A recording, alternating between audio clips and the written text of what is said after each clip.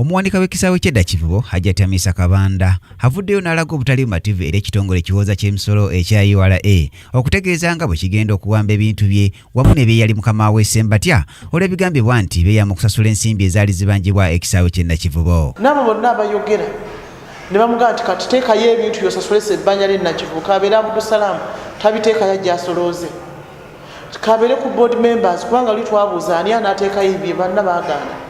Naye kati ku CBS leero mpulidde nga nti Hajati Kabanda ne Ssembatya ne banaaba tubasasudde ssente zaffe kubanga beecommitting on behalf of the stadium tugenda kukwata assets zaabwe. Hajati Kabanda annyonnyodde nti bo ng'abayima era abakulembeze b'ekisaawe kino eky'Nakivubo beyama okusasulanga obukadde bw'ensimbi 21 buli mwezi wabula ekisaawe tekikyasobola kuyingiza nsimbi zimala olw'ensonga nti ebifo nga paaka yadde okusaanawo era nga ebivu n'empira ebiteekebwa mu kisaawe ensangi zino bireeta ensimbi ntono ddala. By then twalina main source of income wawe twali tujja ssente ezisinga obungi eyali backyard market.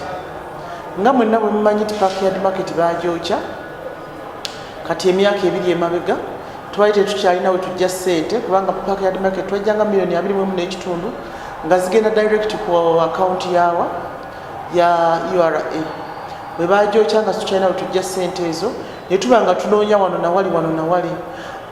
Yadde okusinziira nti revenue yali etubanja n'ekisaawe kya Nakivubo tekifuna ssente wantu wonna. Ku nsonga ya Naggaga Miss Kigundu amanyiddwa nga Hamu okutegeeza nga bwe yaweebwedde ebbaluwa okuva wa Pulezidenti Museveni ng'emuwa obuyinza okulaakulanya ekisaawe kino eky'Nakivubo. Hajati Kabanda ategeeza nti ebyo si bituufu era byappa era n'amulabula okulekeraawo okumutiisatiisa nga bw'agenda okumusiba nti ye n'akakiiko ke bye bakola babikolera mu mateeka. Kuli bagamba nga bintu bya Museveni bintu byaki kati Hamu avuddeyo abagenda nti Museveni yampadde era bagamba mukole eki mumwe Museveni yamukoze eki yamuwadde lwaki tebagamba nti bintu bya Museveni nga lwe byabitugambanga kitegeeza nti ffe tuli ku right channel. Kabanda agumiza byonna bya mizannyo nga bwe baawandiikira edda minisitule y'ebyenjigiriza n'ebyemizannyo ku nsonga y'ekisaawe era ng'olwaleero baakusisinkana minisita Janet Kataha Museveni ow'ebyenjigiriza n'ebyemizannyo bakanye ku nsonga y'e Nakivubo. Ku Kingdom TV amalindiro g'ebyemizannyo nze Brian Katende.